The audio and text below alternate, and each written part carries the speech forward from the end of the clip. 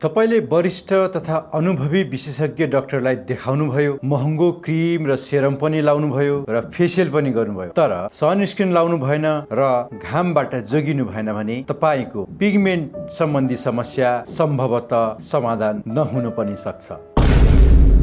Sunscreen के हो त? सनस्क्रिन भनेको घामको हानिकारक अल्ट्राभायोलेट यानि कि युभी किरणबाट छालालाई जोगाउने एउटा सुरक्षा कवच हो। यसले केवल सनबर्न मात्र होइन, मेलाज्मा, पिगमेन्टेसन, फ्रेकल्स तथा प्रिम्याचुर एजिङ जस्ता समस्याहरूबाट पनि जोगाउन मद्दत गर्दछ। सनस्क्रिन किन महत्त्वपूर्ण छ? हामीले घाम देख्दा केवल उज्यालो मात्र देख्छौँ, तर हाम्रो आँखाले देख्न नसक्ने अल्ट्राभायोलेट किरणहरू पनि हुन्छ, जसले छालालाई मेलानिन उत्पादन बढाउन सक्छ।